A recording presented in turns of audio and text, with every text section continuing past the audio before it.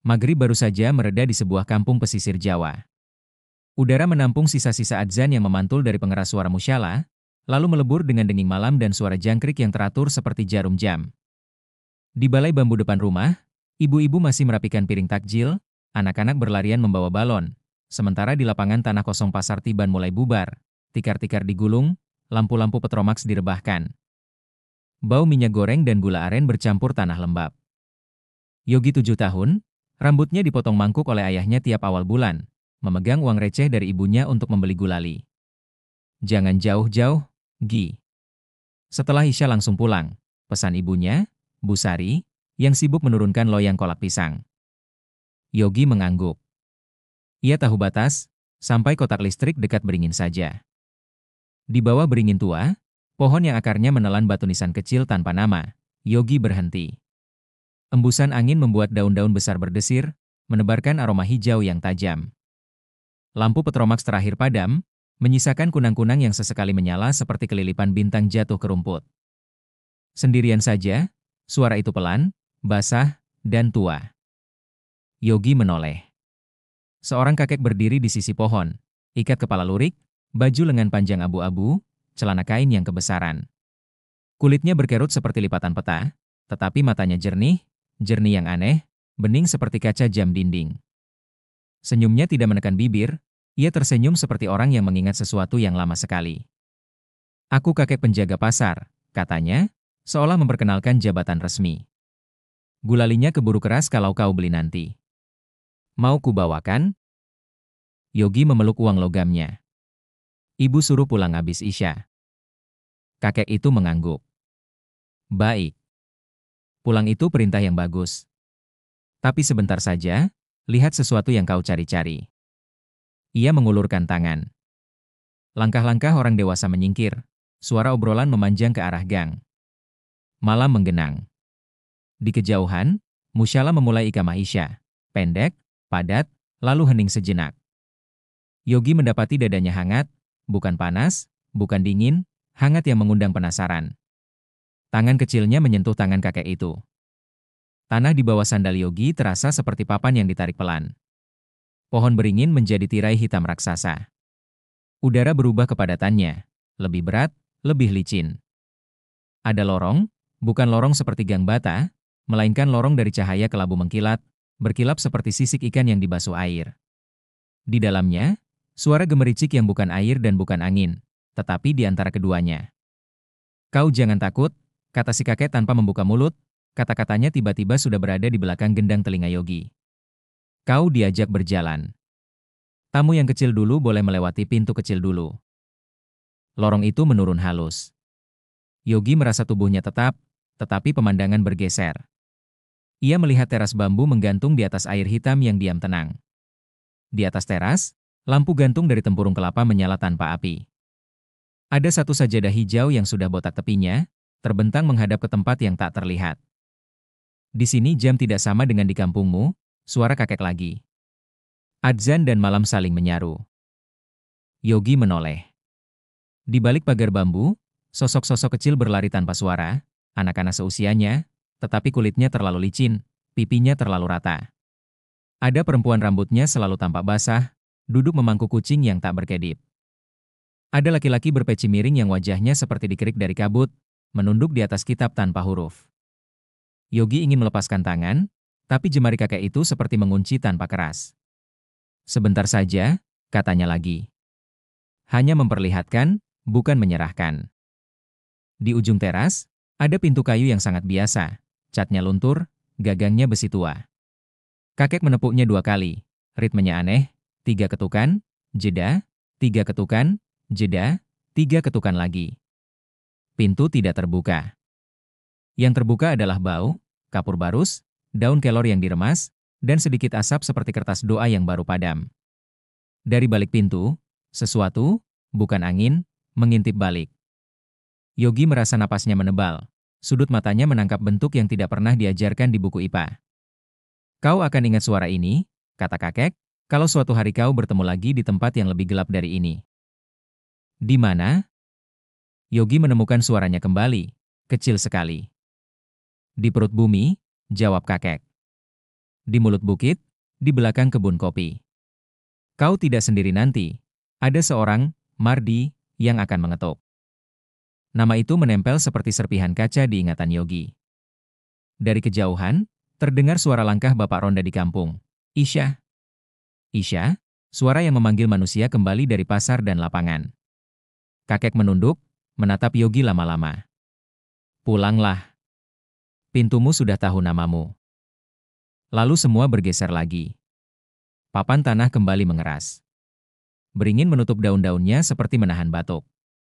Lampu petromaks yang padam tadi seolah-olah padam sejak awal. Di kejauhan, ikamah telah usai, jamaah Isya berdiri. Busari berlari ke Beringin dengan napas bercabang-cabang. Yogi. Suaranya memantul ke halaman, memanggil tangan-tangan tetangga ikut mencari. Dalam hitungan kampung, anak yang tidak menjawab panggilan selama lebih dari 3 kali adalah urusan semua orang. Pak RT datang dengan senter besar, 2 pemuda naik motor menyisir tanggul. Jangan-jangan kesurupan di sumur tua, bisik seorang ibu. Atau diajak penunggu pasar Tiban, timpal yang lain, seperti membicarakan harga cabai. Yogi ditemukan duduk di akar beringin, punggung menempel ke batang, matanya terbuka lebar tetapi tidak melihat siapapun. Uang koinnya masih di tangan. Ketika senter diarahkan ke wajahnya, ia memicing, bukan karena silau, tetapi karena cahaya memantulkan bayangan lain di belakang kepala orang-orang. Ada yang bercahaya tipis seperti asap, ada yang gelap seperti plastik dibakar. Anak ini ketarik, gumam seorang bapak yang suka memancing di kali. Bawa ke sungai saja, dimandiin kembang 7 rupa. Bu Sari menangis. Pak RT, yang terbiasa menengahi sengketa kambing makan singkong, mendadak jadi penentu keputusan metafisik. Bawa ke musyala dulu. Ustaz Rahman yang menilai. Di musyala, karpet masih hangat oleh jamaah Isya. Ustaz Rahman, lelaki pertengahan usia dengan janggut tipis, mata teduh yang selalu basah sehabis salat, mengangkat kepala. Yogi diletakkan di serambi, ditopang bantal kecil.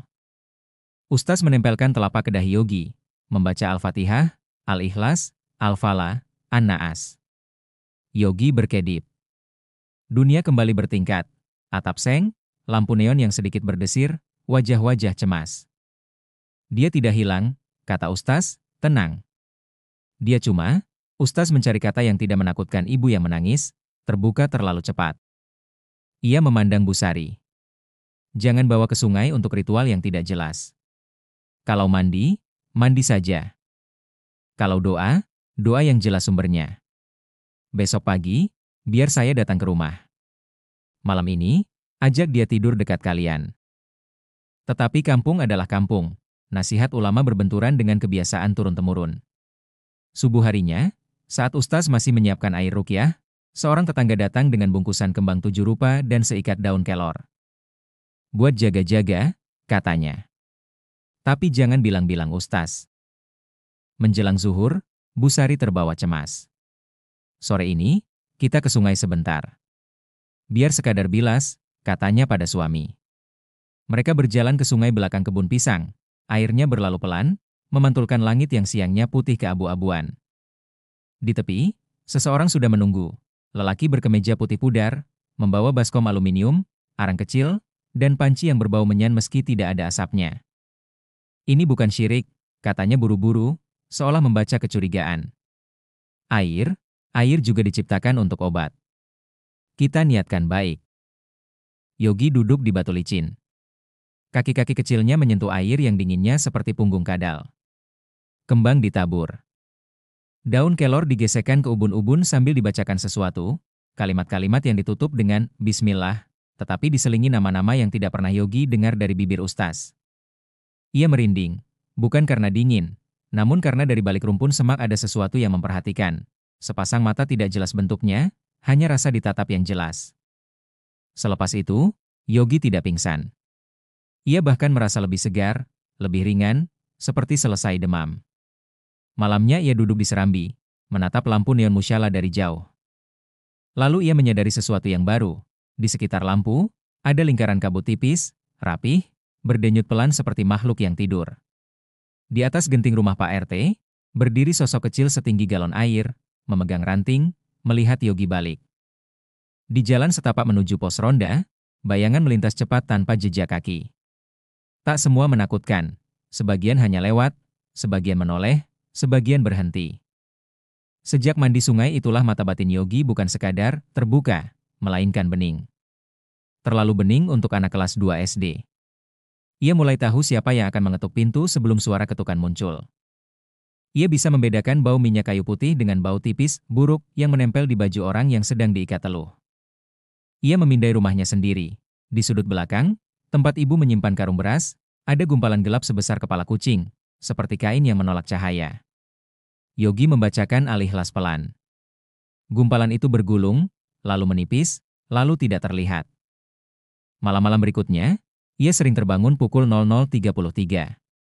Jam dinding bergoyang sangat halus, jarum detik tidak bersuara, tetapi Yogi bisa mendengar ketukan, 3 kali, jeda, 3 kali, jeda, 3 kali, dari sesuatu yang tidak memakai jari.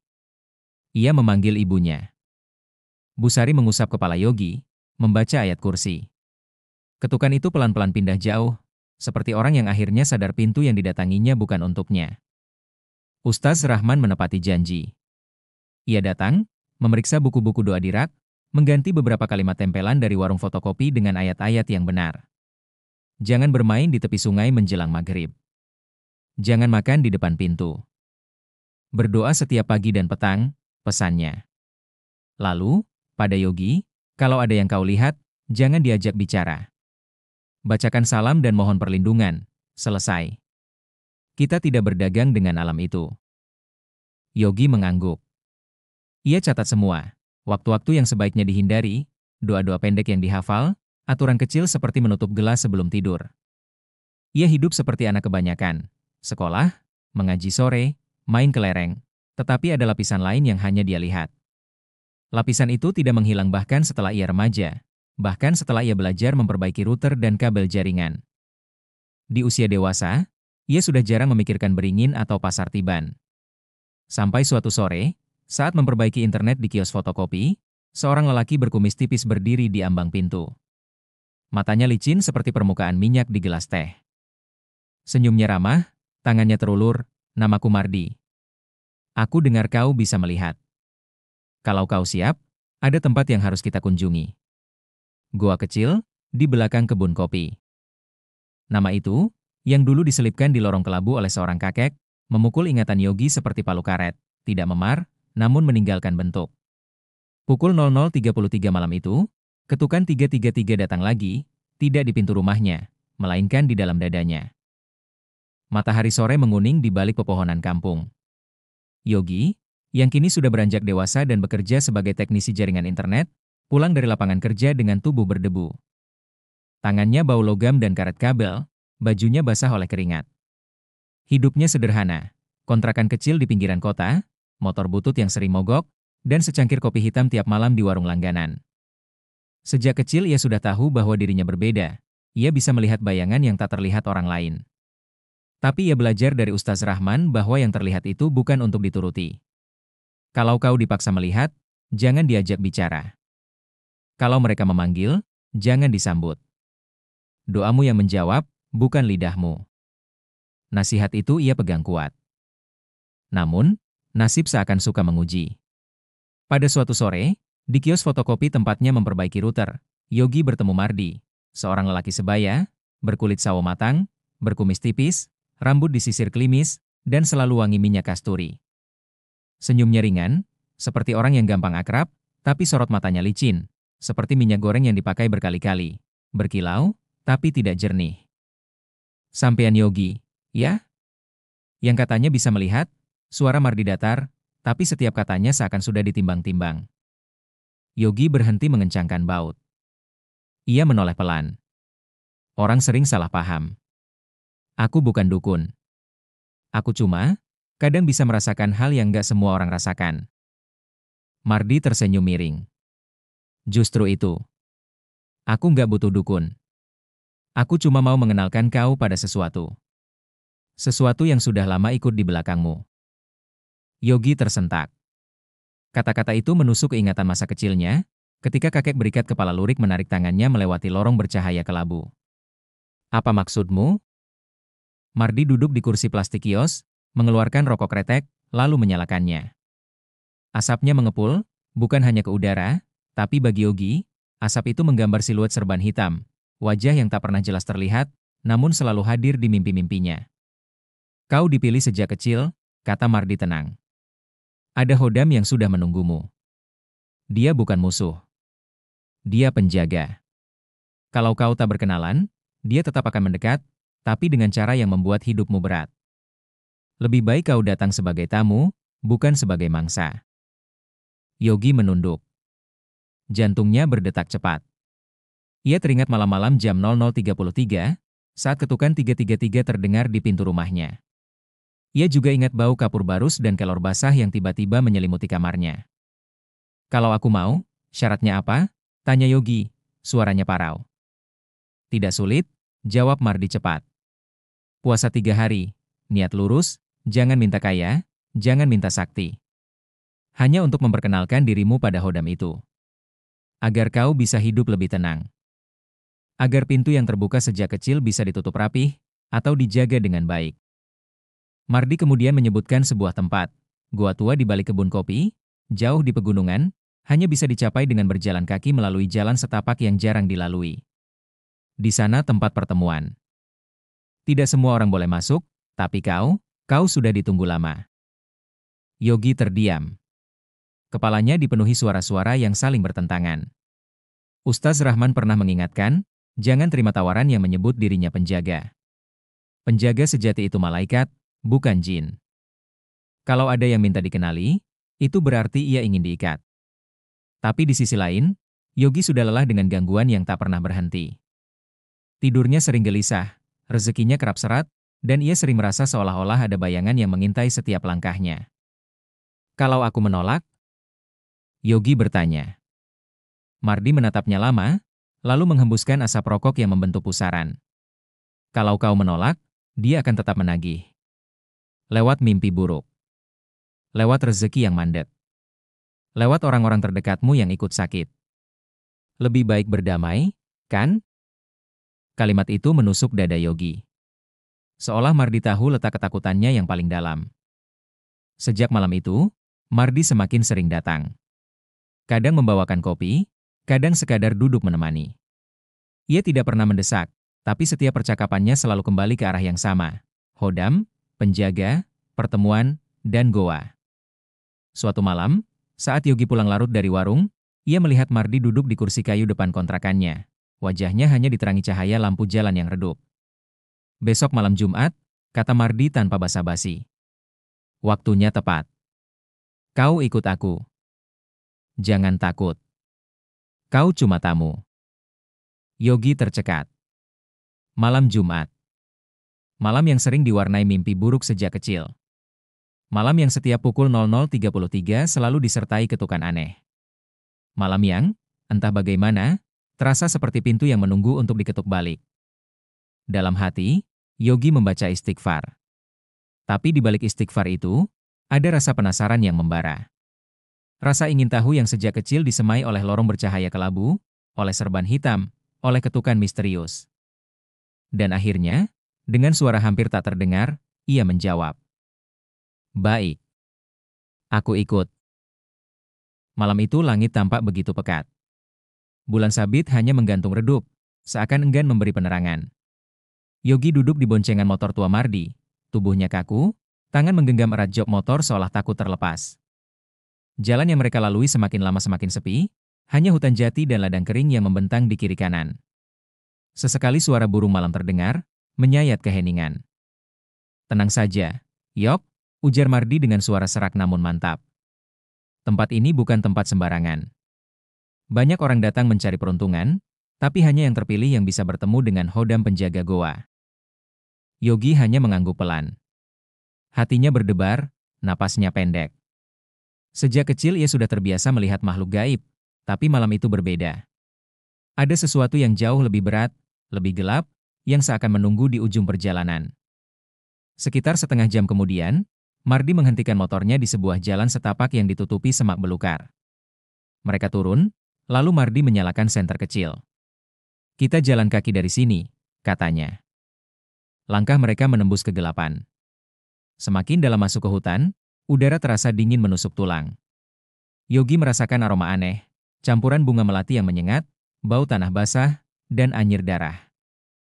Bau itu semakin kuat ketika mereka mendekati sebuah bukit batu. Di sanalah, sebuah mulut goa menganga hitam, seperti rahang raksasa yang siap menelan siapa saja yang masuk. Yogi terdiam mematung, bulu kuduknya berdiri. Di depan gua itu, ia samar-samar melihat sosok tinggi berjubah hitam berdiri membelakangi mereka. Namun ketika Yogi mengedipkan mata, sosok itu hilang begitu saja. Mardi menoleh padanya, tersenyum tipis. Kau sudah bisa melihatnya, kan? Itu pertanda, Yok. Kau memang dipanggil ke sini. Mardi mengeluarkan dupa, kemenyan, serta botol berisi air putih dari dalam tas hitamnya. Ia menyalakan dupa, lalu asap putih mengepul, melingkupi sekitar goa. Suasana mendadak berubah hening. Serangga malam tak lagi bersuara, angin pun berhenti berhembus. Duduk di sini, perintah Mardi sambil menunjuk sebuah batu datar. Yogi menurut. Mardi mulai melafalkan mantra dengan suara lirih, bahasa yang terdengar asing di telinga Yogi. Dari dalam goa terdengar suara gemuruh, seperti suara banyak orang berbisik-bisik bersahutan. Yogi mencoba menajamkan telinga, tapi semakin ia dengarkan, semakin kacau dan menusuk kepalanya. Tiba-tiba dari dalam goa terdengar suara tawa panjang, berat, dan bergema. Yogi terkejut, tubuhnya refleks merinding hebat. Jangan takut, bisik Mardi. Itu tandanya mereka sudah datang. Asap dupa makin pekat, dan dari dalam gua mulai tampak cahaya kehijauan samar. Perlahan, sesosok makhluk keluar, tinggi, berkulit hitam legam, bermata merah menyala, dan bertanduk melengkung. Tangannya panjang, kukunya runcing. Yogi membeku, seakan tubuhnya terkunci tak bisa bergerak. Makhluk itu menatap Yogi dengan mata menyala. Suaranya bergema berat, seakan keluar dari dalam perut bumi. Anak manusia, sejak kecil kau sudah melihat kami. Kau dipanggil karena garis takdirmu. Kau akan menjadi penghubung antara dunia manusia dan dunia kami. Yogi tercekat. Mulutnya kering. Di satu sisi, ia ingin lari secepat mungkin. Tapi ada sesuatu yang menahan langkahnya, seolah kekuatan gaib mengikat tubuhnya di tempat itu. Mardi tersenyum puas. Inilah Hodam yang akan membimbingmu, Yok. Kau akan diberikan penglihatan lebih jelas, kekuatan untuk memanggil dan mengendalikan. Tapi ingat, ada syarat yang harus kau penuhi. Makhluk itu mendekat, hawa panas menyengat menyeruak dari tubuhnya. Ia mengangkat tangannya yang bercakar, lalu menunjuk ke arah Yogi. Kau harus menyerahkan sesuatu yang paling berharga darimu. Bukan harta, bukan benda, tapi darahmu sendiri, dan doa yang tak lagi suci. Yogi terperanjat. Apa maksudmu? Suaranya bergetar. Mardi menepuk pundaknya. Mereka takkan pernah memberimu kekuatan dengan cuma-cuma, Yok. Kau harus siap. Ini bukan main-main. Dari dalam goa, suara-suara semakin riuh. Ada yang tertawa, ada yang menangis, ada pula yang melolong seperti serigala. Suasana begitu mencekam hingga Yogi merasa dadanya sesak. Ia memejamkan mata, keringat dingin bercucuran di wajahnya. Dalam hatinya, ia beristighfar, menyebut nama Allah dengan lirih. Tapi semakin ia melafalkan istighfar, semakin keras suara-suara dari dalam goa memekakkan telinganya. Seolah-olah ada dua kekuatan yang saling tarik-menarik, cahaya iman yang kecil dalam dirinya, dan gelap pekat yang menawarkan kekuatan instan. Di titik itu, Yogi sadar bahwa malam itu akan mengubah jalan hidupnya. Apapun keputusan yang ia ambil, ia takkan pernah bisa kembali menjadi manusia biasa seperti dulu.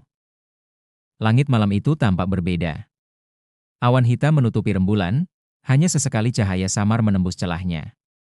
Udara dingin menusuk tulang, dan desiran angin malam membuat dedaunan bergetar seakan sedang berbisik. Yogi melangkah dengan langkah berat, ditemani Mardi yang tampak jauh lebih tenang. Tenang saja, Yok, malam ini adalah malam penentuan.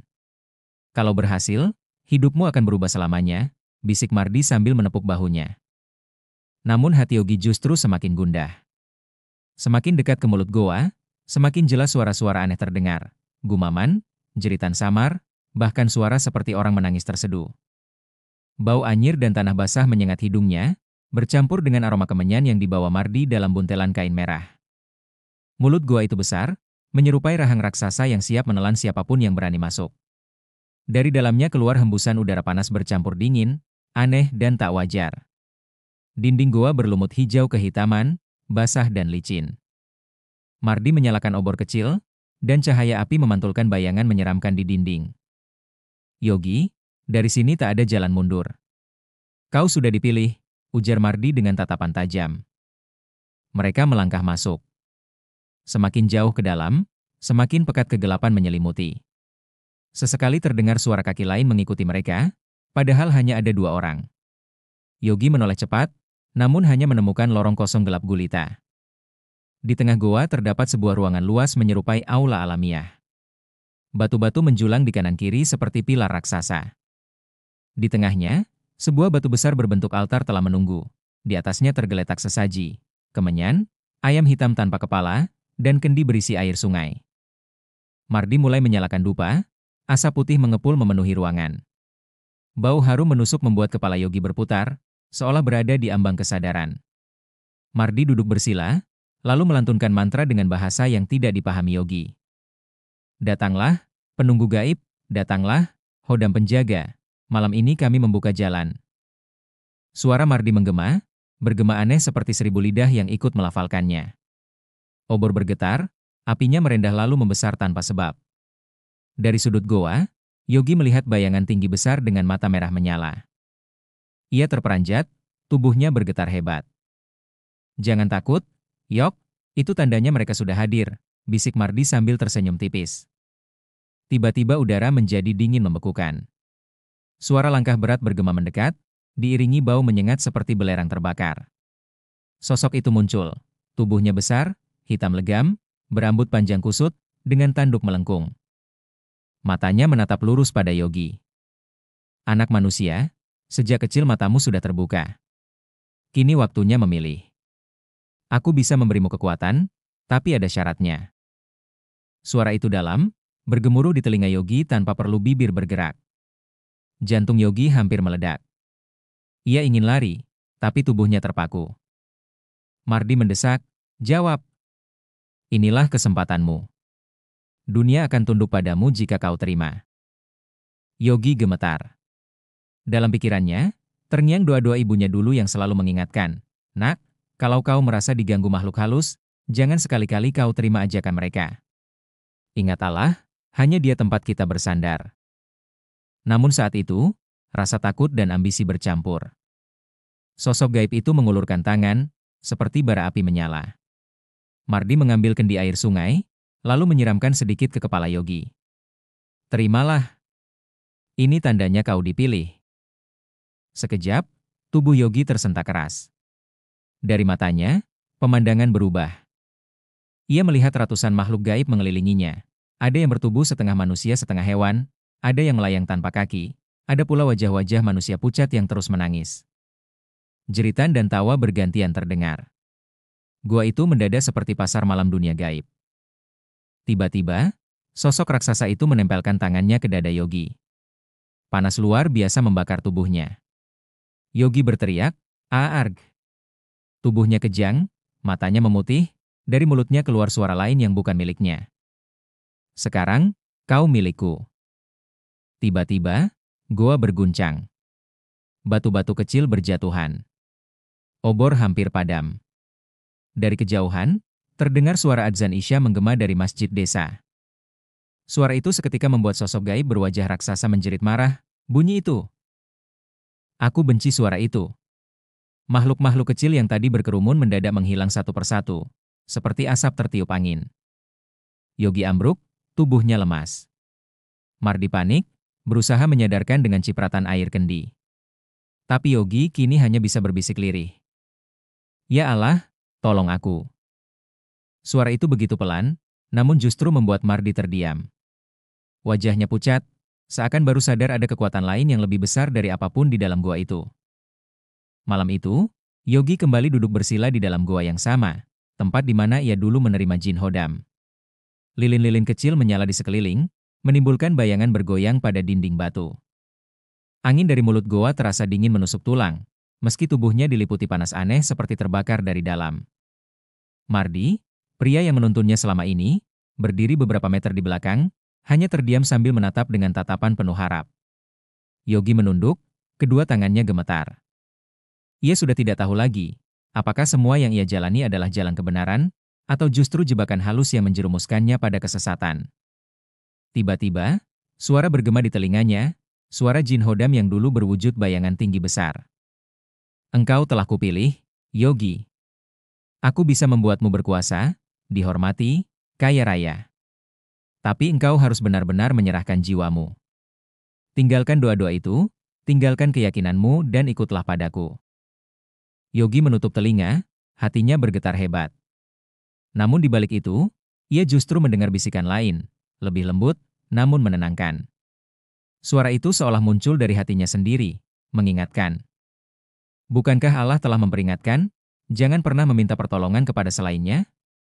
Bukankah setiap yang bersekutu dengan jin, akan terikat pada kebinasaan? Tubuh Yogi mulai berkeringat dingin. Ia teringat masa kecilnya, ketika pertama kali dibawa kakek misterius itu ke alam bangsa jin. Sejak saat itu, kehidupannya tidak pernah tenang. Ia teringat ibunya yang selalu menangis diam-diam di malam hari, mendoakan anaknya agar terbebas dari pengaruh gaib. Dengan penuh keberanian, Yogi berbisik lirih, "Aku tidak butuh kekuasaanmu. Aku hanya ingin kembali pada jalan Allah." Seketika itu juga, tubuh Yogi kejang hebat. Cahaya lilin padam bersamaan, dan dari dalam kegelapan terdengar raungan panjang, seperti ribuan makhluk menjerit bersamaan. Mardi terperanjat, wajahnya pucat pasi. Namun Yogi tetap memejamkan mata, menggenggam tasbih kecil peninggalan ayahnya yang selalu ia bawa. Ia melantunkan ayat kursi dengan terbata-bata. Setiap ayat meluncur dari mulutnya, terdengar bentakan gaib menggema, seolah Jin Hodam itu menjerit kesakitan. "Tidak. Jangan sebut nama itu." Suara itu memekakan telinga, membuat Mardi berlutut ketakutan. Hingga akhirnya, setelah ayat terakhir selesai diucapkan, tubuh Yogi terhempas ke tanah.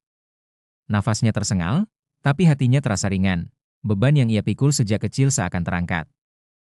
Namun gua itu masih menyimpan aura mencekam. Dari dinding, samar-samar muncul bayangan wajah kakek misterius yang dulu membawanya ke alam jin. Tatapan matanya penuh dendam, sebelum perlahan lenyap dalam kegelapan. Yogi tahu, ini belum akhir. Tapi malam itu ia berhasil memilih, bukan jalan pesugihan, bukan jalan jin, melainkan jalan kembali kepada Allah. Beberapa minggu kemudian, Yogi berubah total. Ia tidak lagi mengikuti Mardi dalam ritual-ritual gelap. Ia justru mendatangi seorang ustaz kampung yang dikenal arif, memohon bimbingan untuk belajar agama. Hari-harinya kini dipenuhi dengan sholat berjamaah di masjid, tilawah Al-Quran, dan zikir setiap malam. Meski begitu, bekas mata batin yang terbuka sejak kecil tidak serta-merta hilang. Ia masih bisa melihat makhluk gaib sesekali, tapi kini hatinya lebih tenang. Yogi mulai menyadari bahwa kemampuan itu bukan untuk disalahgunakan. Ia memilih menjadikannya sarana untuk memperkuat iman, bukan untuk mencari kekayaan instan. Mardi? Ia pergi, menghilang entah kemana. Kabar burung menyebutkan ia semakin tenggelam dalam ritual-ritual sesat, bahkan tubuhnya sering sakit-sakitan. Yogi hanya bisa berdoa agar sahabatnya itu suatu hari menemukan jalan kembali. Sementara itu, Yogi merasakan ketenangan yang belum pernah ia rasakan sebelumnya. Ia tidak lagi dibayangi rasa takut pada Jin Hodam, pada kakek misterius, atau pada goa angker. Ia sadar, pertarungan sebenarnya bukan dengan makhluk gaib, melainkan dengan dirinya sendiri, hawa nafsu, rasa tamak, dan ketakutan. Dan malam-malamnya kini ditutup dengan doa yang sederhana, namun tulus. Ya Allah, jangan biarkan aku kembali tersesat. Jika mata batin ini adalah ujian, jadikanlah ia jalan untuk semakin dekat dengan MU. Sesungguhnya engkaulah sebaik-baiknya pelindung. Cahaya bulan menembus jendela rumahnya. Untuk pertama kalinya sejak kecil, Yogi bisa tidur lelap, tanpa bisikan gaib, tanpa bayangan hitam, hanya kedamaian dalam zikir. Kisah Yogi mengingatkan bahwa kekuatan gaib, pesugihan, dan jalan pintas duniawi hanyalah tipu daya yang menjerumuskan. Hanya dengan kembali kepada Allah, hati manusia bisa benar-benar bebas dari belenggu jin dan kegelapan.